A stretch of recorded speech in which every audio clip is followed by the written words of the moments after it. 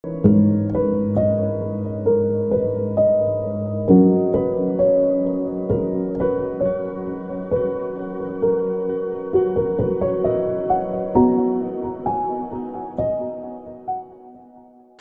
அருமையான ஆண்டவராகிய இயேசு கிறிஸ்துவின் நாமத்தினாலே உங்களை அன்போடு கூட நான் வாழ்த்துகிறேன், வரவேற்கிறேன். போன வாரத்தோட நம்ம பரலோக பாதையின் தடைக்கற்கள் என்பதை நம்ம நிறைவு செய்திருக்கிறோம். அந்த காரியத்தை நீங்கள் தொடர்ந்து உங்கள் நண்பர்களுக்கு அனுப்பி வைங்க. மீண்டும் ஒரு முறை கேட்டு பாருங்கள். உங்களுடைய ஆவிக்குரிய வாழ்க்கையில் அது ஆசீர்வாதத்தை கொண்டு வரும். இப்போ நம்ம ஒரு புதிய எபிசோடு ஆரம்பிக்க இருக்கிறோம். இந்த வாரத்திலிருந்து உங்களுக்கு இந்த புதிய காரியத்தை உங்களோடு கூட நான் பகிர்ந்து கொள்ள வேண்டும் என்று விரும்புகிறேன். அவளோடு கூட காத்திருங்க. அது என்ன தொடர் அப்படி என்றால், அருமையான தேவனுடைய காலம் என்ன காலம்? கொடிதான காலம் என்று நீங்கள் சொல்லலாம், மோசமான காலம் என்று நீங்கள் சொல்லலாம், வருகை எதிர்பார்த்து கொண்டிருக்கிற காலம் அப்படின்னு சொல்லலாம். இப்படி பல விதங்களில் நம்ம சொல்லலாம். ஏன்னா உலகத்தில் நடைபெறுகிற காரியங்கள் எல்லாமே இயேசு மீண்டும் சீக்கிரமாக வரப்போகிறார் என்பதை காட்டுகிறது. சபையை எடுத்துக்கொள்ளுங்கள், ஊழியங்களை எடுத்துக்கொள்ளுங்கள். ஆண்டவர் பல இடங்களிலே கிரியை செய்து வருகிற அற்புதம் அடையாளங்கள் இன்றைக்கு நடைபெற்று வருகிறது. கூட்டம் கூட்டமாக ஜனங்கள் ஆண்டவருடைய மந்தைக்குள் சேர்க்கப்பட்டு வருகிறார்கள். இது ஒரு பக்கம். இன்னொரு பக்கம்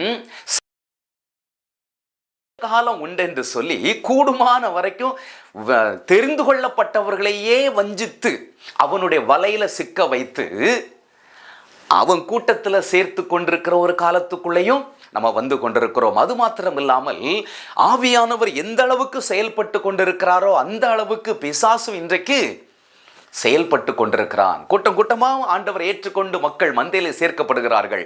இன்னொரு பக்கம் பிசாசு அவனுடைய ஆட்களை அவன் தூண்டிவிட்டு இன்றைக்கு அவன் பல விதங்களிலே ஆண்டவருக்கு விரோதமான காரியங்களை, சபைக்கு விரோதமான காரியங்களை அவன் செய்து வருகிறதையும் நாம் பார்க்க முடிகிறது. இது ரெண்டு பக்கத்தில் நடைபெற்று கொண்டிருக்கிறது.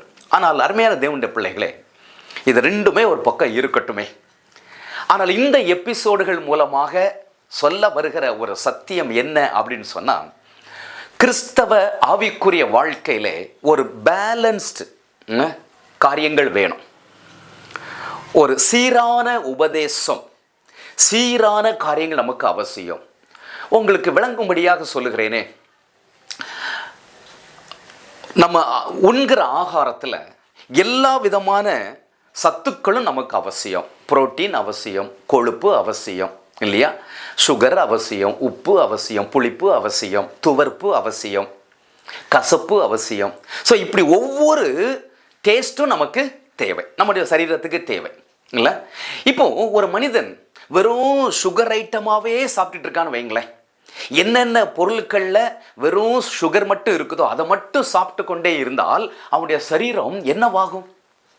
இல்லை, இன்னொரு மனிதன் வெறும் உப்பு ஐட்டமே சாப்பிட்டுட்டே இருக்கிறானா அவனுடைய சரீரம் என்னவாகும்? யோசித்து பாருங்க. அப்போ ஒரு சீரான போஷாக்கு அப்படின்னு சொல்லுவாங்க இல்லையா, ஆமாம், ஒரு பேலன்ஸ்டு நியூட்ரிஷன், பேலன்ஸ் டயட், இதெல்லாம் இந்த நியூட்ரிஷனுக்கு படித்தவங்க தான் சொல்லுவாங்க இல்லையா. ஆமாம், டாக்டர்ஸ் நமக்கு அறிவுறுத்துவாங்க, எல்லாமே பேலன்ஸ் டயட்டாக இருக்கட்டும் அப்படின்னு சொல்லுவாங்க. அதெல்லாம் நம்முடைய இந்திய கலாச்சாரத்தில், இந்திய உணவு பழக்க வழக்கங்களில் கொஞ்சம் கஷ்டமான காரியம்தான். ஆனால் கூடுமான வரைக்கும் எல்லா விதமான சத்துக்களும் உள்ள பொருட்களை நம்ம எடுத்துக்கொண்டால் நம்முடைய ஆரோக்கியத்திற்கு அது நன்மை கொடுக்கும். சரிதானா? இதே போல தான் நம்முடைய ஆவிக்குரிய வாழ்க்கைக்கும், ஆவிக்குரிய வாழ்க்கையில் இன்றைக்கு கிறிஸ்தவம் எப்படி இருக்கிறது? இன்றைக்கு கிறிஸ்தவம் ஒரு திரள் கூட்டம் அல்லது ஒரு பெரும் கூட்டம் ஒரு பக்கமாகவே சாஞ்சு போய் கொண்டிருக்கிற ஒரு சூழ்நிலை நம்ம பார்க்கிறோம். எதை நோக்கி சாய்ந்து கொண்டிருக்கிறார்கள்? ஆண்டவர் எனக்கு ஏதாவது செய்ய மாட்டாரா? கடவுள் அப்படின்னு சொன்னாலே எனக்கு எதையாவது அவர் செய்யணும், அதுதான் கடவுள். எனக்கு அவரை என்னை ஆசீர்வதிக்கணும், அதுதான் கடவுள். ஒருவேளை இந்த ஆசீர்வாதங்கிறது இல்லைன்னு வைங்களேன், ஒரு பயலும் கடவுளை தேட மாட்டான் போல் இருக்கு. அப்படிதான் இன்னைக்கு சூழ்நிலைகள் இருக்கிறது. பல வருஷத்துக்கு முன்னாடி ஒரு ஸ்டூடெண்ட்ஸ் கேம்பில் ஒரு தம்பி கேட்டான், ஒரு நாளைக்கு 100 rupees எனக்கு பாக்கெட் மணி எங்கள் அப்பா கொடுத்துட்றாரு. நல்ல வசதி உள்ள ஒரு பையன், ஒரு நாளைக்கு 100 rupees கொடுத்துட்றான். நான் சொல்கிறது ஒரு 15-20 வருஷத்துக்கு முன்னாடி. இது போக என்னுடைய தேவைகள் எல்லாவற்றையும் எங்கள் அப்பா சந்திச்சிடுறாரு. எனக்கு எதுக்கு கடவுள்னு கேட்டான். இல்லை, நல்ல கேள்வி இல்லையா? எல்லாமே எனக்கு எங்கள் அப்பா மூலமாக சந்திக்கப்படும் பொழுது எனக்கு எதுக்கு கடவுள்? அப்போ கடவுள் என்பவர் நமக்கு நம்முடைய தேவைகளை சந்திப்பதற்கு மட்டும்தான் சொல்லி இன்றைக்கு மனிதர்கள், கிறிஸ்தவர்களுக்கு மட்டும் இல்லை, எல்லா மனிதருடைய உள்ளத்திலையும் ஒரு எண்ணம் இருக்கிறது. சரிதானா? இதனால தான் கோயிலுக்கு போகிறாங்க, இதனால தான் ஆண்டவரை ஆராதிக்கிறாங்க, இதனால தான் கிறிஸ்தவர்கள் தேவனை தேடுகிறார்கள். இது ஒரு திரள் கூட்ட மக்கள் இந்த உலக ஆசீர்வாதத்துக்காக மட்டுமே கிறிஸ்துவை பின்பற்றக்கூடியவர்களாக இருக்கிறார்கள். அது மட்டும் போதுமா? இல்லை இல்லை. நம்முடைய தேவன் நம்மை ஆசீர்வதிக்கிறவர் என்பதில் எள்ளளவும் மாற்று கருத்து எனக்கு கிடையாது. ஏனென்றால் ஊழியத்தின் பாதைகளிலே, என்னுடைய தனிப்பட்ட வாழ்க்கையிலே, என்னுடைய குடும்ப வாழ்க்கையிலே ஆண்டவருடைய அற்புதமான நான் ஒன்றும் இல்லாத நேரத்தில் கூட அற்புதமாக ஆண்டவர் தேவைகளை சந்தித்திருக்கிறார். ஆமாம், அதெல்லாம் அனுபவித்தவன். ஆகவே அற்புதம் தவறு என்று நான் சொல்ல வரவில்லை. ஆண்டவர் நம்மை ஆசீர்வதிக்க மாட்டார் என்று சொல்ல வரவில்லை. ஆண்டவர் இஸ்ரவேலை ஆசீர்வதிக்கிறவர். எப்படி ஆசீர்வதிக்கிறவர்? பிரியத்தோடு ஆசீர்வதிக்கிறவர். ஆனால் கேள்வி என்ன? நீ இஸ்ரவேலா இருக்கிறியா என்பதுதான் முக்கியம், இல்லையா? அப்போ இன்னைக்கு கிறிஸ்தவத்தில் அந்த பேலன்ஸ் டீச்சிங் இல்லை என்பதை நான் சொல்ல வருகிறேன். சரி, நீங்க என்னதானே செய்ய போறீங்க? இந்த பேலன்ஸ் டீச்சிங்கை கற்றுக் கொடுக்க வேண்டும் என்பதற்கு இதுல நான் தெரிந்தெடுத்திருக்கிற ஒரு காரியம், அருமையானவர்களே, ஆண்டவருடைய கட்டளைகளும் வாக்குத்தத்தங்களும். ஆண்டவருடைய கட்டளைகளும் வாக்குத்தத்தங்களும். ஆண்டவருடைய வாக்குத்தத்தம் யாருக்கு? நமக்கு. யார் சுதந்திரித்துக் கொள்வதற்கு? நாம் சுதந்திரித்துக் கொள்வதற்கு. அப்படி என்றால் இந்த வாக்குத்தத்தத்தினுடைய ஆசீர்வாதங்கள் எப்படி எனக்கு கிடைக்கும்? எப்படி நான் பெற்றுக்கொள்ள முடியும்? நான் உன்னை ஆசீர்வதிக்கவே ஆசீர்வதிப்பேன், நீ ஆசீர்வாதமாய் இருப்பாய் என்று ஆபிரகாமுக்கு சொன்னார். அந்த வாக்குத்தத்தத்தை நாம் உரிமை பாராட்டுகிறோம். ஆண்டவரே, ஆபிரகாமுக்கு வாக்கு கொடுத்தீரே, கிறிஸ்து இயேசுவுக்குள் அந்த வாக்குத்தத்தம் ஆம் என்றும் ஆமேன் என்றும் இருக்கிறதே, எனக்கும் செய்யும் என்று சொல்லி நாம் ஆண்டவரிடம் ஜெபிக்கிறோம். நல்லதுதான். ஆனால் அந்த ஜெபம் ஏற்றுக்கொள்ளப்படுமா? ஆண்டவர் என்ன எதிர்பார்ப்பார்? அதுதான் கட்டளை. அருமையான தேவனுடைய பிள்ளைகளே, இந்த கட்டளையும் வாக்குத்தத்தத்தையும் பேலன்ஸ் பண்ணி சில வாக்குத்தத்தங்களை உங்களோடு கூட வருகிற நாட்களில் நான் பகிர்ந்து கொள்ள போகிறேன். ஒவ்வொரு வாக்குத்தத்தத்தையும் நிச்சயமாக ஏந்தி இருக்கிற ஒரு கட்டளை உண்டு.